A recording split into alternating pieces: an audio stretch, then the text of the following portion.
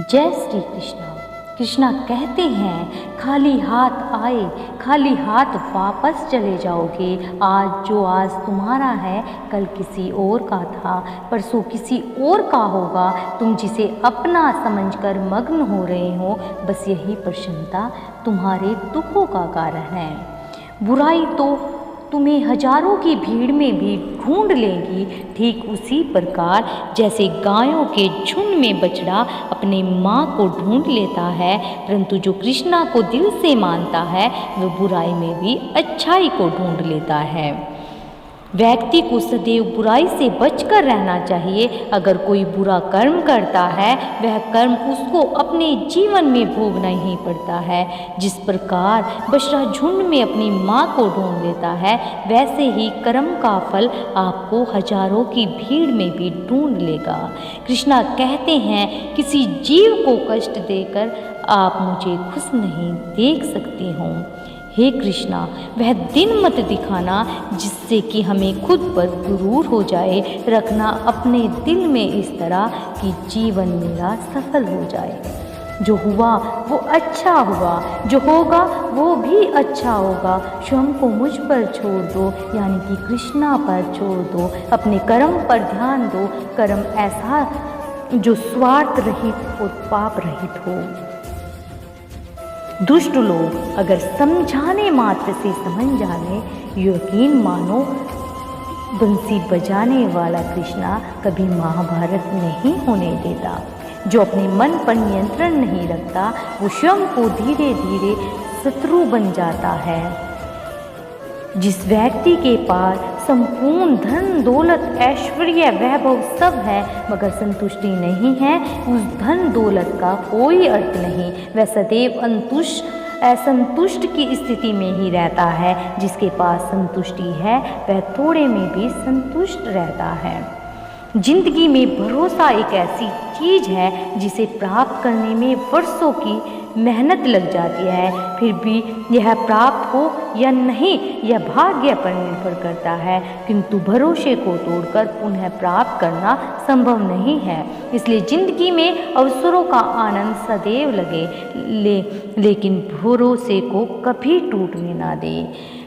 प्रेम कभी ना समाप्त होने वाली प्रक्रिया है। जिस व्यक्ति को प्रेम हो जाता है वो फिर जीवन के बाद भी प्रेम में वसीभूत रहता है। प्रेम को प्राप्त करने के लिए त्याग, तपस्या और योग का सहारा लेना पड़ता है।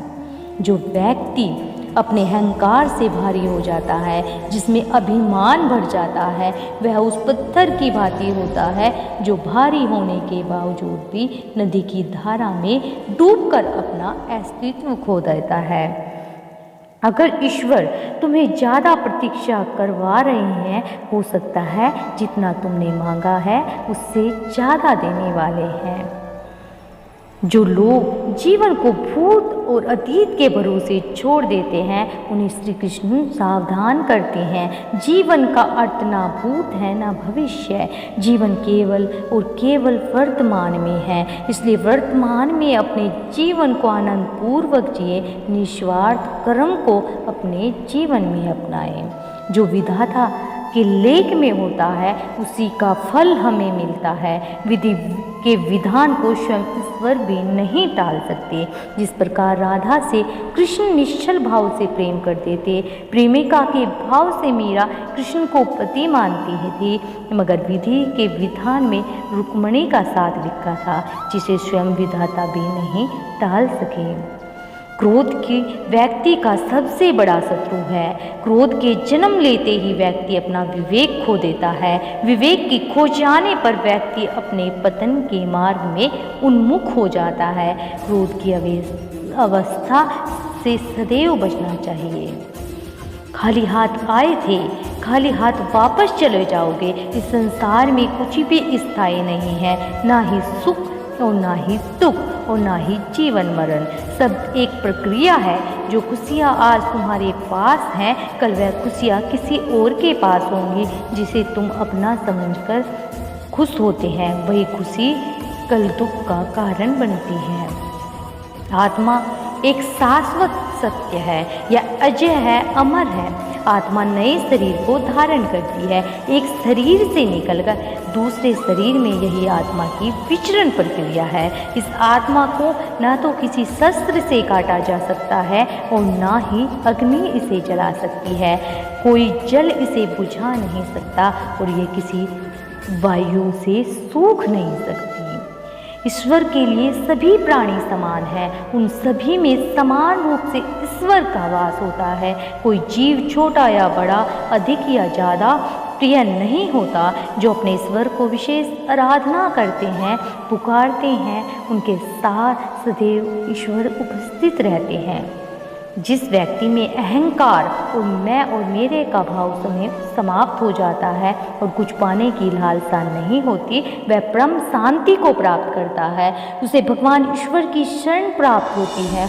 अंत समय में उस परम पद को प्राप्त होता है जो देवताओं के लिए भी दुर्लभ होता है। संपूर्ण जगत, ब्रह्मांड, चर अचर, सब में ईश्वर का वास है। यह ईश्वर की माया ही है जो पूरे ब्रह्मांड में व्याप्त है। वहीं ईश्वर धरती पर मधुर संगीत है। वहीं ईश्वर अग्नि की उष्मा है। उसी ईश्वर का वास प्रत्येक प्राणियों में है जो सन्यासियों के चित्त को शांत और साधना में लीन करते हैं। वह आत्म संयम भी ईश्वर ही है। जो व्यक्ति कर्म में विश्वास रखता है, अपने कर्म से पीछे नहीं हटता, फल की चिंता नहीं करता, वह पुरुष अपने जीवन को सफल बनाता है। फल की चिंता करने वाला व्यक्ति कभी अपने जीवन में सफल नहीं हो सकता। हद से ज़्यादा सीधा साधा होना भी ठीक नहीं होता, क्योंकि जंगल में सबसे पहले सीधे पेड़ों को काटा जाता है। जिंदगी के इस रण में खुद कृष्ण, खुद ही अर्जुन बनना पड़ता है। रोज अपना ही सारथी बनकर जीवन के महाभारत से लड़ना पड़ता है। अच्छी किस्मत के लोग थोड़ा भी बुरा होने पर भगवान को कोसते हैं और बुरी किस्मत के लोग थोड़ा भी अच्छा होने पर भगवान का स्मरण और धन्यवाद करते हैं। जिनकी किस्मत अच्छी होती है, जिनके पास किसी साधन की कोई कमी नहीं होती, वो थोड़ा भी कष्ट नहीं झेलते।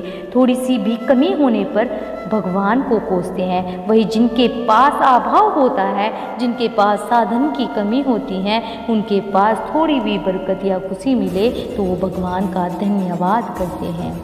यह पृथ्वी नश्वर है, यहाँ सब कुछ गतिमान है। जिस प्रकार सुख दुख जीवन में आता रहता है, उसी प्रकार मृत्यु और जन्म यहाँ लगा रहता है। इसमें खुश होना या दुख मनाना व्यर्थ है।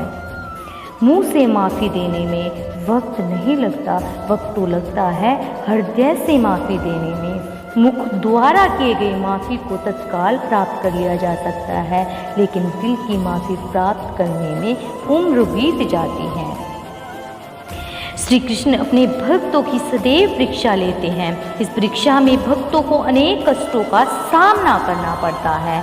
सामान्य लोग इसे अपना दुख मानकर पीछा छुड़ाते हैं, वहीं साधक तथा प्रेमी प्रभु की इच्छा समझकर उनका सामना करते हैं।